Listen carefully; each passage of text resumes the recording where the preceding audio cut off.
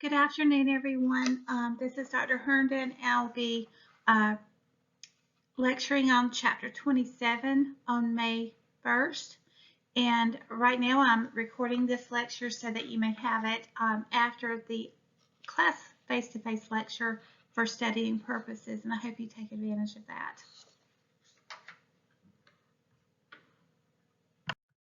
So Chapter 27, the woman with an intrapartum complication.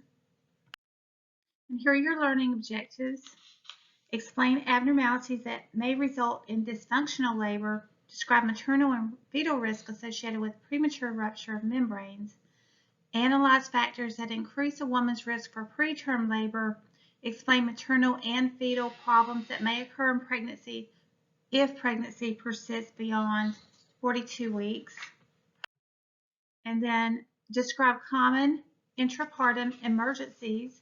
Explain the therapeutic management of each intrapartum complication and apply the nursing process to the care of women with intrapartum complications and to their families. Birth is usually free of major complications. However, sometimes complications make childbearing hazardous for the woman or the baby. The nurse is challenged to identify and manage the complications promptly and to provide effective care for these mothers while supporting the whole family during this special time in their lives. Dysfunctional labor is different from normal labor in that normal labor is characterized by progress. Dysfunctional labor does not progress in the normal process of progress for cervical effacement, dilation, and fetal descent. Dystocia is a general term that describes any difficult labor or birth. A dysfunctional labor results from problems with the powers of labor, the passenger of labor, the passage of labor, or the psyche of labor, or it may be due to a combination of one or more of those. Dysfunctional labor is often prolonged, but may be unusually short or intense. Combined medical and nursing care is indicated for the care of the woman having dysfunctional labor. An operative birth is defined as having to use a vacuum extractor or forceps assisted delivery or cesarean if needed for dysfunctional labor, if dysfunctional labor does not resolve or fetal or maternal compromise occurs. Signs that indicate the need for an operative birth include persistent, non-reassuring fetal heart rate patterns, fetal acidosis, and meconium passage. Maternal exhaustion or infection can occur, especially during long labors. Problems with the powers.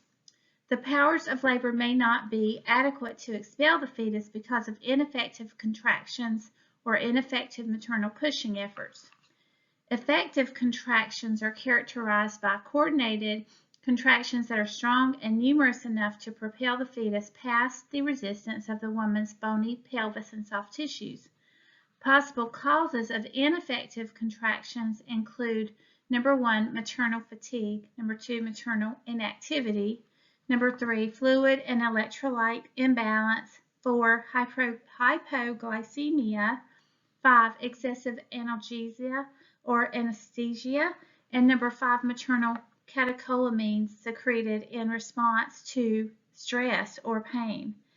6, disproportion between the maternal pelvis and the fetal presenting part. 7, uterine overdistension as with multiple gestation or hydramnios. And 2 patterns of ineffective uterine contractions are hypotonic and hypertonic dysfunction. Hypotonic is more common. Hypotonic labor dysfunction is characterized by contractions that are coordinated but too weak to be effective, and this usually occurs during the active phase of labor when progress normally quickens. And uterine overdistension is associated with hypotonic dysfunction because the stretched uterine muscles contract poorly. Fetal hypoxia is not usually seen with hypotonic labor. Management depends on the cause. Providing IV or oral fluids corrects maternal fluid and electrolyte imbalance or hypoglycemia. Maternal position changes including walking or showering may improve fetal descent and promote effective contractions. Women who freely move around have better progress than women who stay in one position. Epidural blocks can reduce contraction effectiveness. Effective pain management can improve the progress of labor, however, and the nurse should use therapeutic communication to help the woman identify anxiety so that stress response does not slow the labor. Some women need measures such as amniotomy or oxytocin infusion to promote labor progress, and the maternal pelvis and fetal presentation and position are assessed to identify problems. Reduced placental perfusion caused by excessive uterine contractions is the most common risk of oxytocin labor augmentation. Hypertonic labor dysfunction or hypertonic labor dysfunction of labor is less common, but it can occur. Contractions are uncoordinated and erratic in frequency, duration, and intensity. The contractions are painful but effective. Hypertonic dysfunction usually occurs during the latent phase of labor. The uterine resting tone is high and reducing uterine blood flow. And the ischemia decreases fetal oxygen supply and causes the woman to have almost constant cramping pain. Because high resting tone and constant pain are also seen in abruptio placentae, this complication should be considered when evaluating the hypertonic contraction or labor dysfunction. And the mother becomes very tired and may lose confidence in her ability to cope and give birth. The nurse usually should accept the woman's frustration and possible anger. This is very hard, but we have to accept the mother's feelings during this time because they are her feelings, and we should respect her during this time and not have a response that is inappropriate. Management depends on the cause. Relief of pain is a primary intervention to promote a normal labor pattern. Warm showers or baths promote relaxation. Systemic analgesics or epidural analgesia may be needed. Oxytocin is usually not given during this time. However, sometimes a very low dose is ordered to promote the coordination of uterine contractions. Amniotomy may be performed. Tocolytic drugs that inhibit uterine contractions can reduce uterine resting tones and improve placental blood flow. Ineffective maternal pushing or the urge to push usually occurs as the fetal presenting part reaches the pelvic floor. Ineffective pushing can result from the use of incorrect pushing techniques or inefficient pushing positions. Or number 2, the fear of injury because pain and tearing sensations are felt by the mother when she pushes. Number 3, minimal or absent urge to push. Number 4, maternal exhaustion. Number 5, regional block anesthesia that may suppress the woman's urge to push. Number 6, psychological unreadiness to let go of her baby.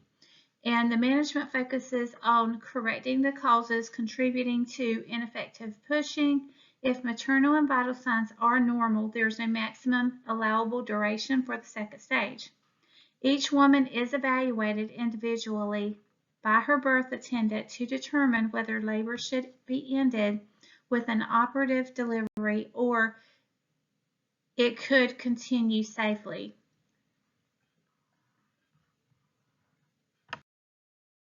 Problems with the passenger. Fetal problems associated with dysfunctional labor are those related to fetal size, fetal presentation or position, multifetal pregnancy, or fetal anomalies.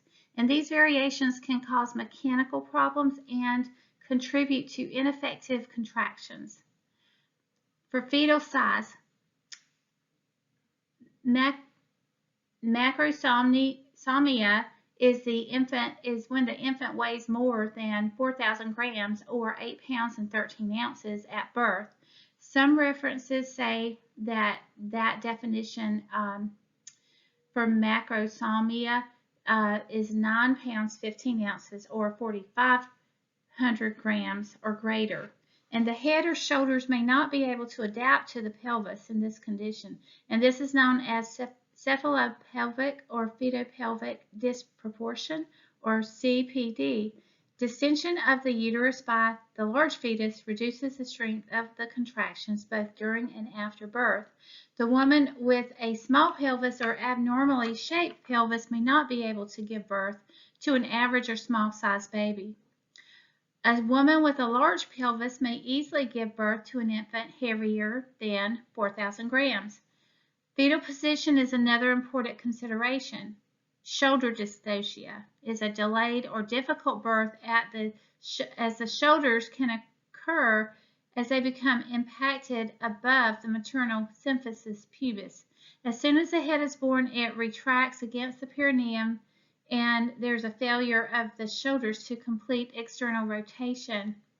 And that's another sign of a problem there and dysfunctional labor. And nursing interventions to help rotate the fetal head and promote descent also can prevent shoulder dystocia, and this can occur with any fetal weight and requires urgent intervention by the physicians, midwives, nurses, anesthesia personnel, and neonatology staff, because the umbilical cord may become compressed, and chest compression within the vagina prevents respirations of the fetus in this case. So infant's clavicle should be checked for crepitus, deformity, or bruising, which would suggest a fracture, of course, after birth. That is checked. And nerve injury in the brachial plexus or Erb palsy can cause flaccid muscle tone on the affected side. And most cases of Erb palsy resolve in a few weeks, but exercises and physical therapy can be started in the immediate post-birth period. Abnormal fetal presentation can interfere with cervical dilation or fetal descent. Rotation abnormalities, these are when persistent of the fetus in the occiput posterior or occiput transverse position can contribute to dysfunctional labor and shoulder dystocia. These positions delay fetal descent and other mechanisms of labor. Most fetus in these positions early during labor rotate spontaneously. Some women with a very large pelvis can deliver a fetus in this position. Labor is usually longer and more painful with intense back or leg pain that is poorly relieved with analgesics. Back labor is common in these conditions. Maternal position changes can promote fetal head rotation to an occiput anterior position and fetal descent. Examples include hands on knees, rocking the pelvis back and forth while hands and knees encourages rotation, and then the side lying on her left side if the fetus is on the right OP position, and on her right side if the fetus is in a left OP position. And you probably will see some test questions on that. The lunge is where the mother places one foot on a chair with her foot and knee pointed to that side, and she lunges sideways repeatedly during a contraction for 5 seconds at a time. And this action can also be performed in a kneeling position. The squatting for second stage in labor is sometimes used. Sitting, kneeling, or standing while leaning forward. Using a birthing ball helps. Support the woman when in the hands and knees position. Breech position. Cervical dilation and effacement are slower with the breech presentation because the buttocks and the feet do not form a smooth, round, dilating wedge like the head. The greatest risk is that the head is last to be born and the cord gets into the pelvis and may be compressed before the head is born. Breech is more common during preterm births, and only 3 to 4% of fetuses remain in that position by full term. Breech births are associated with fetal injury with vaginal birth, prolapsed umbilical cord, low birth weight as a result of preterm gestation, multifetal pregnancy, or intrauterine growth restriction, fetal anomalies contributing to breech presentation such as hydrocephalus, complications secondary to placenta previa. So all of those complications may cause the fetus to be in a breech position. And multifetal pregnancy or multigestation can result in dysfunctional labor because of uterine overdistension. The potential for fetal hypoxia during labor is greater with these, and the risk of postpartum hemorrhage resulting from uterine atony because of uterine overdistension is greater. Cesarean is often necessary, however, some vaginal deliveries do occur. During labor, each twin's fetal heart rate is monitored separately. Side-lying position is optimal to prevent cord compression, and after a vaginal birth of the first twin, the second twin's fetal heart rate continues to be monitored until the birth of the second twin.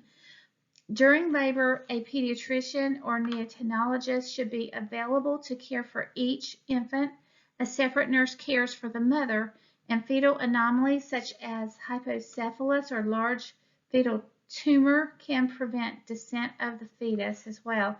Abnormal presentations such as breech or transverse are associated with fetal anomalies, and these may be discovered before the birth via ultrasound, and if they are, cesarean is scheduled if necessary. You can also see figures 27.1 through 27.4 in the textbook.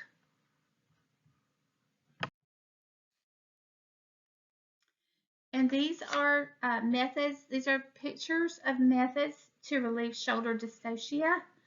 The McRoberts maneuver is A, and the woman flexes her thighs sharply against her abdomen, which straightens the pelvic curve. A supported squat has a similar effect and adds gravity to her pushing efforts.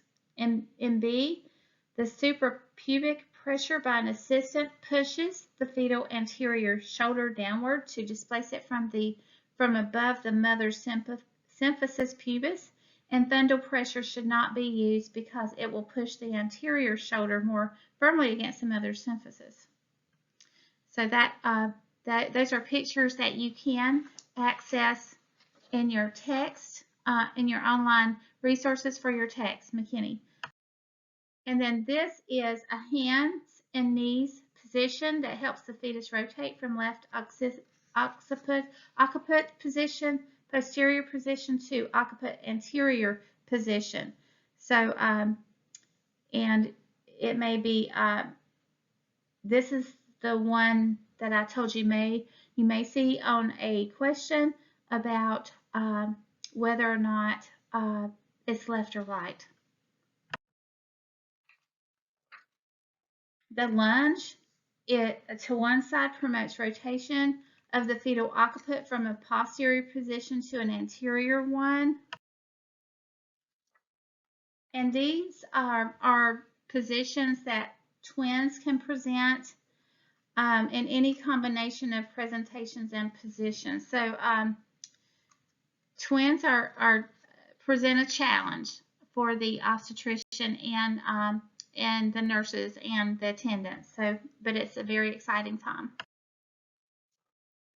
A small contracted or abnormally shaped pelvis can retard labor and obstruct fetal passage.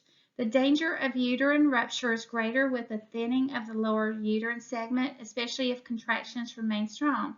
During labor, a full bladder is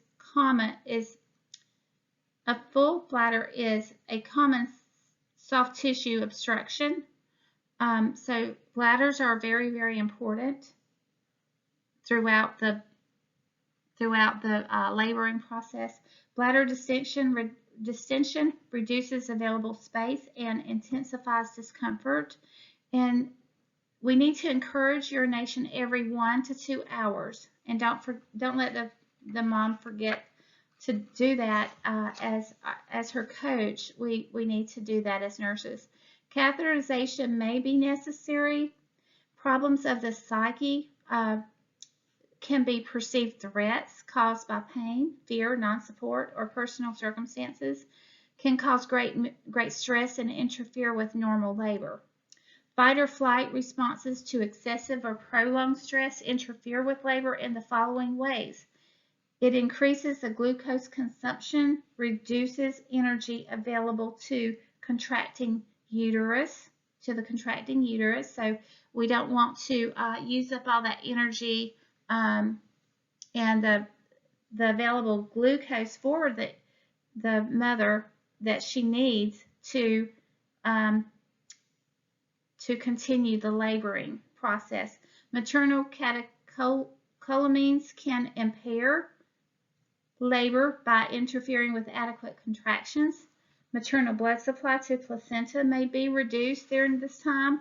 Labor contractions and maternal pushing is less effective due to the tense muscles of the abdominal area and the pelvis, and pain perception is increased. Pain tolerance is decreased with a lot of stress and fear and anxiety, further increasing anxiety and stress when some of these things happen. If her pain increases, it's going to add on to the stress.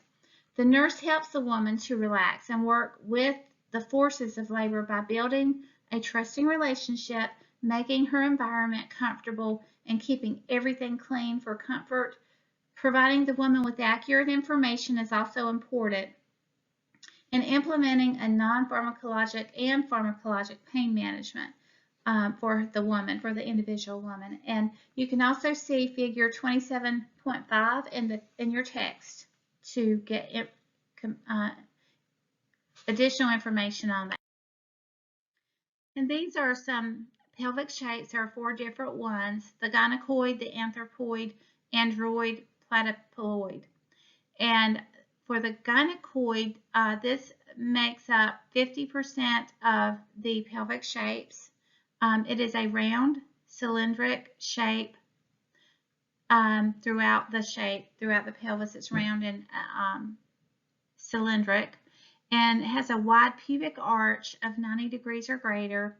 This is a good shape for delivering babies. This pelvic shape has wide diameters and gentle curves throughout.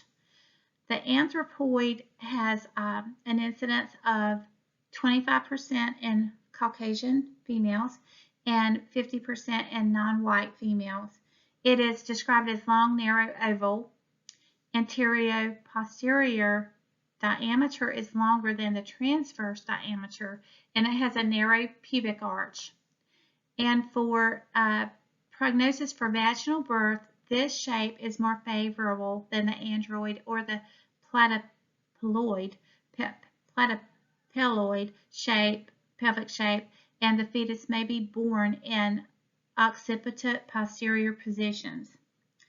So then for the android, this represents 30%, or 30% of all women have the android shape pelvis, and it is shaped like a heart or a triangular shaped inlet, has a narrow diameter throughout and a narrow pubic arch, and this has a poor prognosis for vaginal birth. Then you have the platyploid.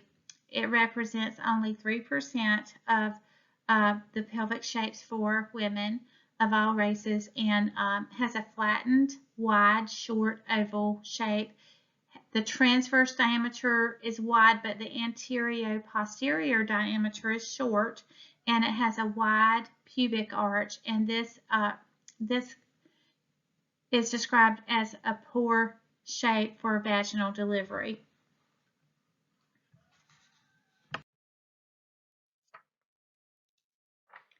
After the woman reaches the active phase of labor, cervical dilation should proceed at a minimum rate of 1.2 centimeters an hour in the nullipara and 1.5 centimeters per hour in the Paris woman.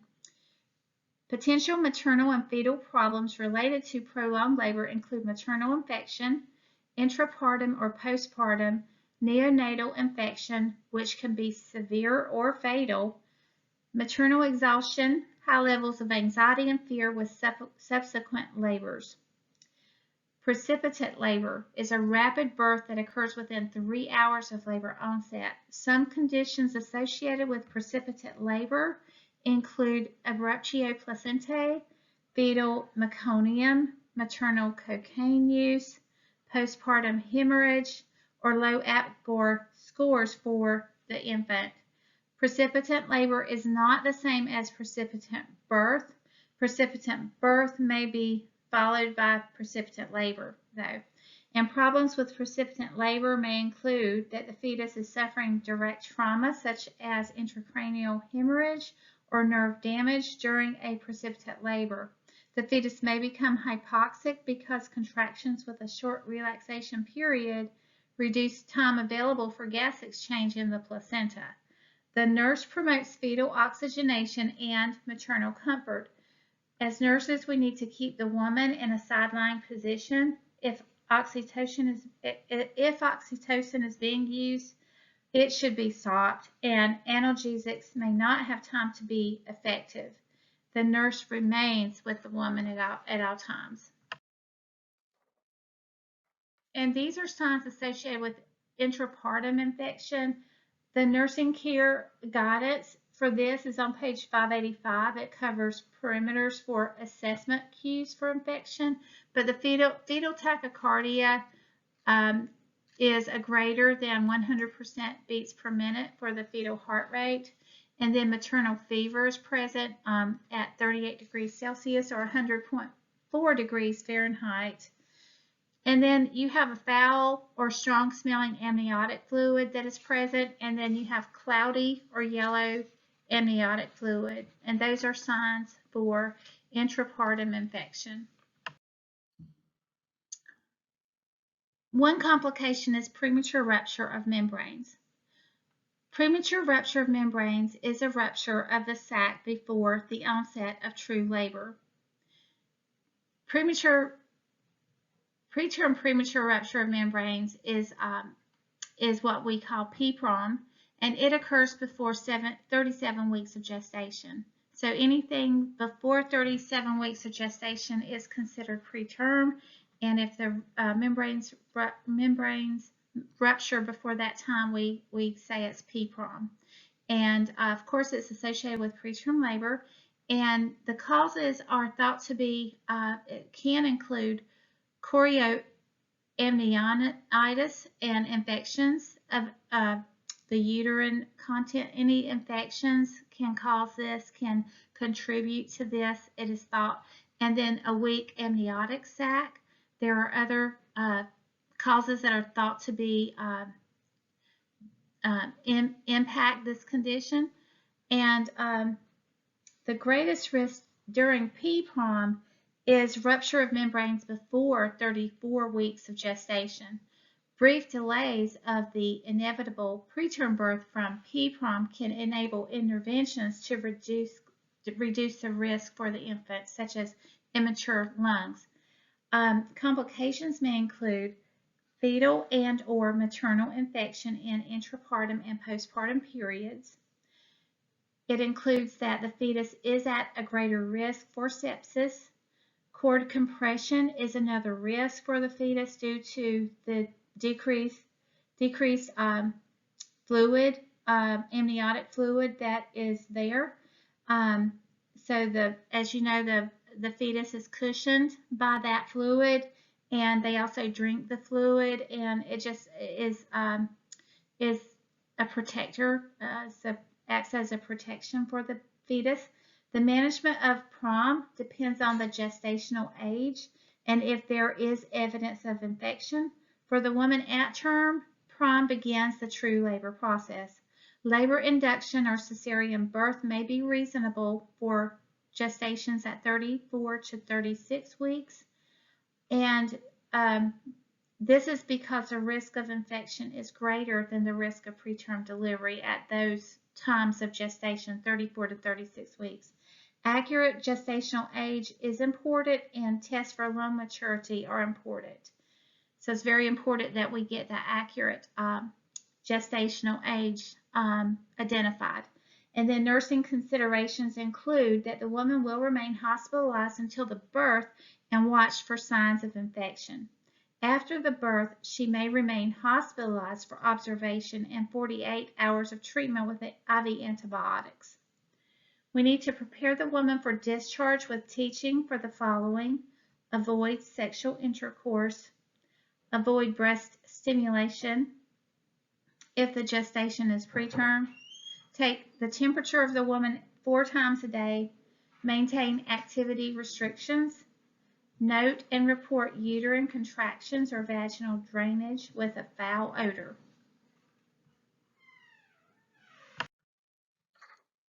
Preterm labor is labor that begins after the 20th week and prior to the 37th week of pregnancy.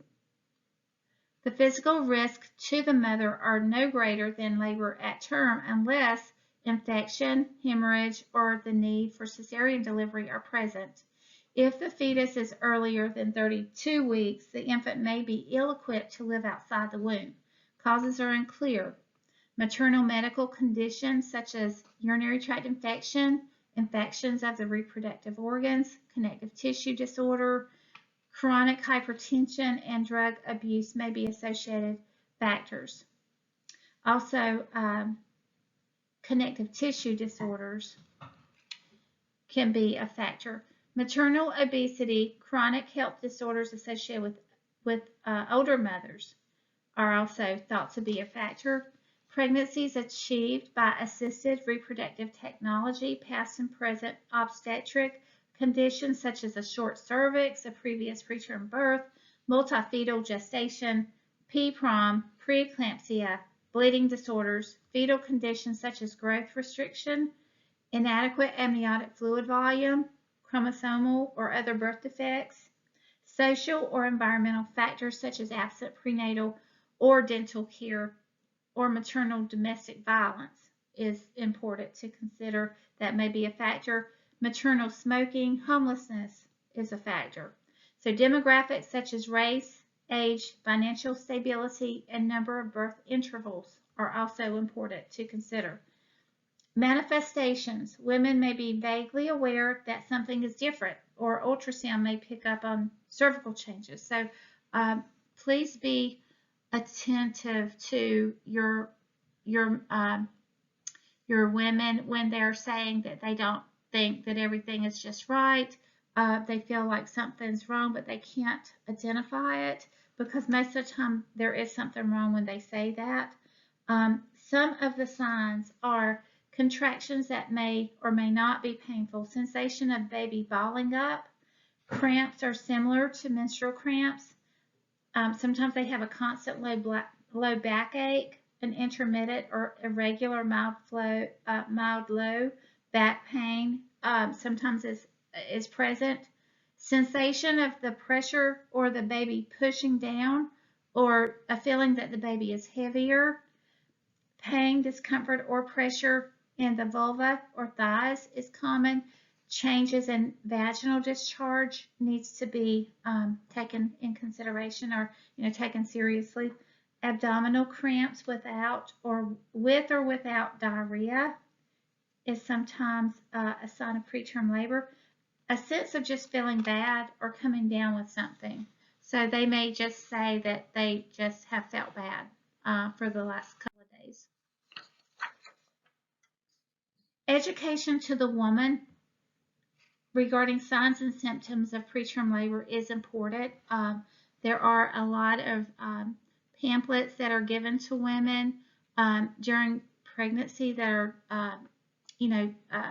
their purpose is to let the woman know that the signs and symptoms of preterm labor and to prevent preterm labor if possible. And if the woman is Spanish speaking, make sure that you have Spanish brochures, Spanish pamphlets in Spanish language that the woman could refer back to. Adequate hydration and nutrition is important in the prevention of preterm birth. Community education is important. The continuous prenatal care is so important for these pregnant women.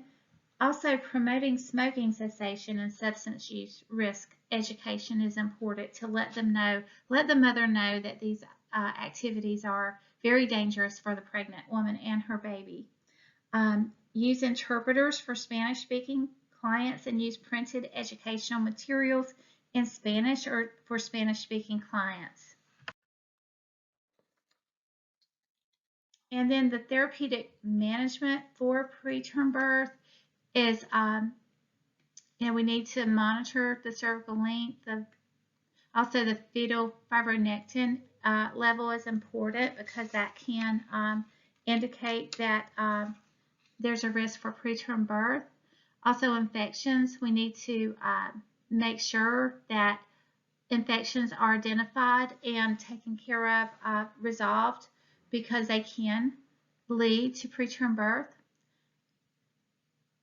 Identifying preterm birth, we need to look at women who are at risk, and they would be high-risk maternity patients, and they would get special attention. They would be seen more often, and they would be placed on fetal heart rate monitors, electronic fetal monitoring earlier, and more frequent prenatal visits. They would start to get prenatal visits every week earlier than the non-high-risk patients would.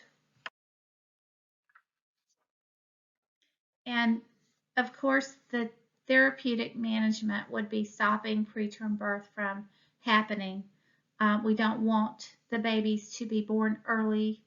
The benefits of tocolytic therapy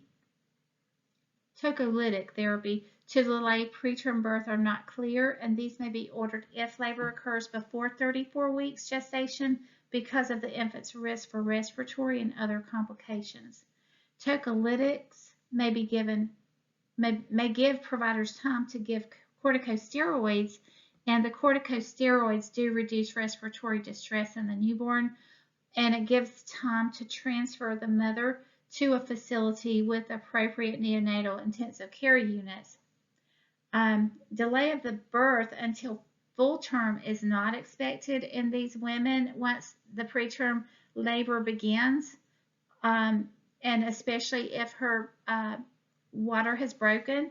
Some of the tocolytics include magnesium sulfate, calcium antagonists, prostaglandin synthesis inhibitors, and beta adrenergics. And corticosteroids are administered to speed fetal lung maturity. Table 27.3 summarizes the doses and the routes. So preterm birth is so dangerous for the baby. There are a lot of things that could happen to the babies, and you will learn about that during your pediatric lectures.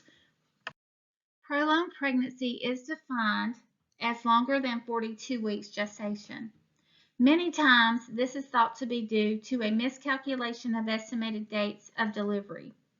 An accurate determination of the most accurate gestational age is important, assessing if the woman had adequate prenatal care, and also if she's had ultrasounds done to measure certain fetal anatomies.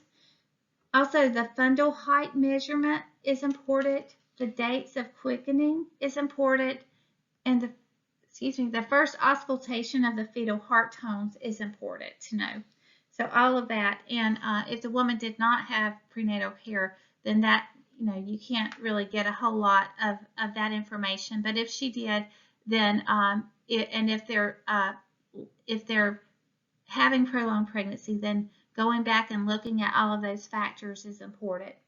Assessing fetal conditions such as the biophysical profile that indicates that the fetus is doing well is something that would be done.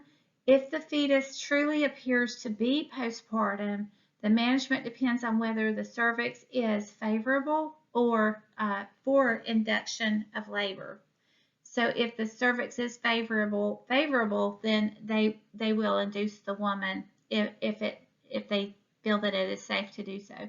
And then the woman can undergo a cervical ripening procedure that is described in your text. And nursing management is tied to the management of that is planned for the woman.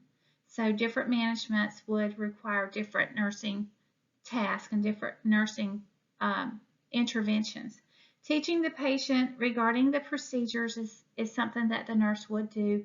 Supporting the woman psychologically and for physical fatigue is a nursing intervention. Also, nursing care during the specific procedures that are ordered by the physician, by the obstetrician, is something that the nurse would be expected to perform. Women with placental abnormalities can experience hemorrhage during the antepartum or intrapartum period. Placenta previa or previous cesarean birth is often associated with an abnormally adherent placenta called placenta accreta, and this can cause immediate or delayed hemorrhage immediately after birth because the placenta doesn't separate cleanly and leaves fragments that prevent the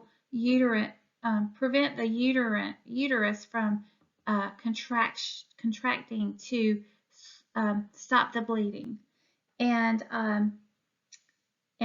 excrete all of the fragments of the placenta. So more extreme degrees of abnormal adherence occur with the placenta when the placenta penetrates the uterine muscle itself, and this is called placenta increta. Sometimes it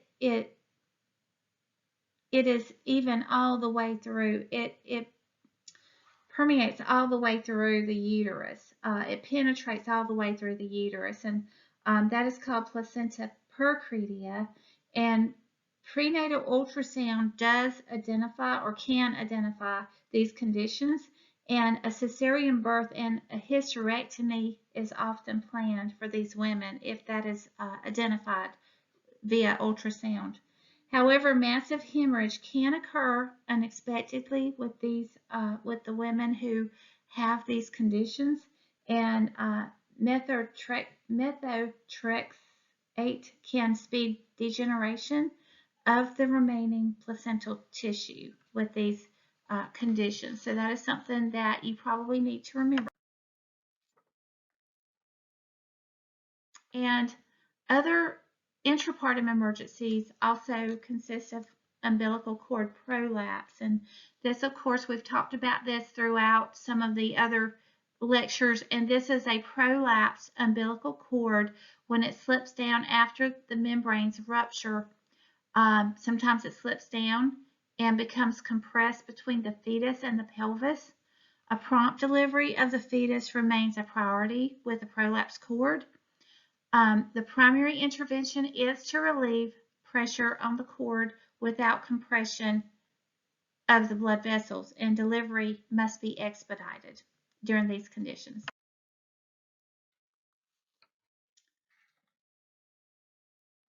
A prolapsed cord is more likely when fit is poured between the fetal presenting part and the maternal pelvis if the membranes rupture and when the membranes rupture. When the fit is good, the presenting part fills the pelvic opening, and it also is more likely with a fetus that remains at a high station and with a very small fetus. The incidence is high for a prolapsed umbilical cord. When an occult prolapse cord happens, the changes in fetal heart rate, such as bradycardia, or variable decelerations occur.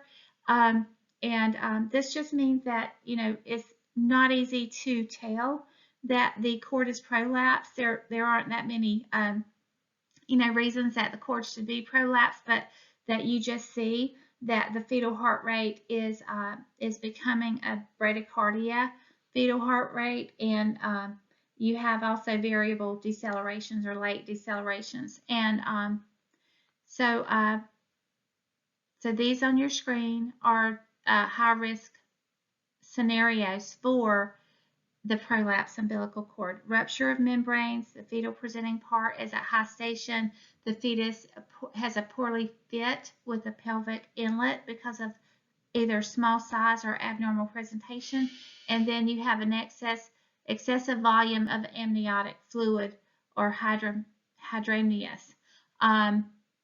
So these are important to know and to realize. And in alleviating a pressure on a prolapse cord, a gloved hand in the vagina pushes the fetus upward and off the cord. Sometimes that's necessary. Also, the knee chest position uses gravity to shift the fetus off the cord. And then to elevate the woman's hips on 2 pillows, combined with the use of a Trendelenburg position. And you know what a Trendelenburg position is, I know. And so this picture gives you a sense of different positions or different reasons for the variations of prolapse umbilical cord. You have the occult or hidden prolapse, and so that cord is kind of hidden there in the uterus. It's compressed between the pelvis and the fetal head. The fetal presenting part is putting pressure against the pelvis, but cannot be seen or felt during a vaginal examination, so that's why it's considered a hidden or occult prolapse. And then you have the cord prolapsed in front of the fetal head. The cord cannot be seen but can probably be felt as a pulsating mass during vaginal examination. And then a complete prolapse, a complete cord prolapse. The cord can be seen protruding from the vagina, and you see that cord being prolapsed. So all of those are different scenarios where prolapse can occur. And these are positions that can relieve pressure on a prolapsed umbilical cord until delivery can take place. So you have what we mentioned earlier, a gloved hand in the vagina pushing the fetus upward and off the cord. You can do that. The knee chest position uses gravity to shift the fetus off of the pelvis, out of the pelvis, so that the woman's thighs should be at right angles to the bed and her chest flat on the bed. And then at the bottom, you see the woman's hips are elevated with 2 pillows, and this is often combined using the Trendelenburg head down position. So you see that the baby is, it's pushing the baby to where the cord is not compressed any longer. So hopefully, that you can have some time to intervene so that the baby can be delivered. Sometimes a tear in the wall of the uterus occurs because it cannot withstand the pressure against it, and it can happen as a complete rupture, an incomplete rupture, or rupture into the perineum covering the uterus or into the broad ligament but not into the peritoneal cavity, or a dehiscence that is a partial separation. And so uterine rupture is rare, but dehiscence is not rare. So uterine rupture is associated with a previous cesarean birth, previous uterine surgery, and also you can look on in your text in figure 27.8, and you can find out more information on this there. And this is a uterine rupture. This is a picture of a uterine rupture in the lower uterine segment, and you can see that tear there. This is something that it is very, very scary and dangerous. Another intrapartum emergency includes uterine inversion, and this occurs when the uterus is completely or partially turns inside out. It is often accompanied by massive blood loss and shock, and it usually occurs during the 3rd stage of labor. It is uncommon but potentially fatal, and recovery care promotes uterine contraction and maintenance of adequate circulating blood volume. Often there is no single cause that is identified for this, but predisposing factors are pulling on the umbilical cord before the placenta detaches from the uterine wall. Also, fundal pressure during birth, fundal pressure on incompletely contracted uterus after birth.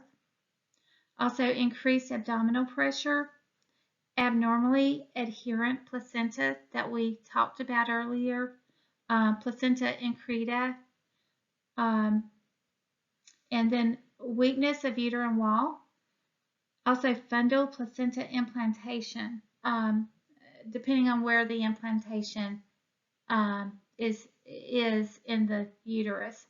And if it's at the fundus at the top of the uterus, that can be a problem. General anesthesia is needed to relax the uterus enough to replace it, or tocolytic drugs are often needed.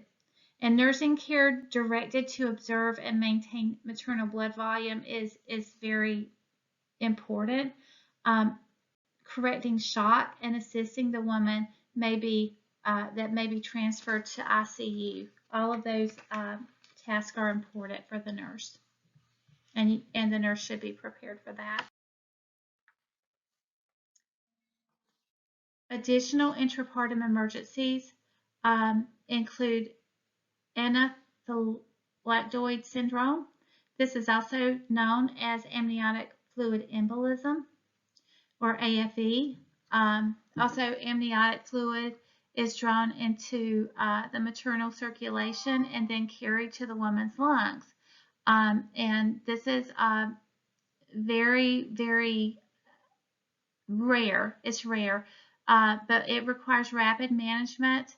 It requires cardiopulmonary resuscitation, oxygen with mechanical ventilation, and correction of hypotension, and blood component therapy. So all of this is just something that rarely happens, but it could happen. So we need to know about this and be prepared for it as nurses. And then we have trauma. This is most often caused by motor vehicle accidents. Also, assault or suicide. Assault, domestic violence is very common for pregnant women, unfortunately. For some reason, pregnant women are assaulted a lot, and domestic violence occurs with them many times. It's very common. But sometimes we have a separation of the placenta or hemorrhage, and injury to the fetus. Treatment of trauma is similar to that in a non-pregnant woman for cardiopulmonary support, controlling the bleeding, and careful evaluation of the uterus and the fetus. Nursing education on seatbelt use is important in the community for nurses. For education to your individual clients as well as community groups. Supporting and maintaining stability of the woman during this time after trauma is important. The nurse should take vital signs. Urine output is monitored, and we expect that at least 30 milliliters per hour is going to be your normal urinary output. Bloody urine suggests that bladder the bladder is damaged, or you may have renal damage that causes the woman to have bloody urine. Nursing care is directed towards specific injuries, and the fundal height may rise due to a uterus filled with blood. So if the uterus is bleeding, if there's bleeding internally inside the uterus and it's filling that uterus with blood, you're going to have a rise in the fundal height. Maternal tachycardia precedes a fall in blood pressure. Once a woman's condition is stable, nursing care intensifies for the fetus. During trauma, it is important for the nurse to retain a calm attitude. That helps to keep everyone else calm, and the nurse has to focus on the priorities of her care for the patient as well as the infant. And now we have a case study We'll have a handout with in class with a scenario and questions. And now we have practice questions for you. A woman has a nursing diagnosis of risk for infection related to prolonged rupture of membranes. Appropriate nursing interventions are to assess maternal temperature every 4 hours, assess cervical change every hour, monitor for fetal bradycardia, monitor the odor of the amniotic fluid. And the correct answer is monitor the odor of the amniotic fluid. Amniotic fluid should be clear with a mild odor. If it becomes yellow or cloudy with a foul odor, this suggests an infection. With a maternal infection, the fetal heart rate will increase. After rupture of membranes, the maternal temperature should be assessed every 2 hours and vaginal exams should be limited in order to reduce transmission of organisms into the uterine cavity.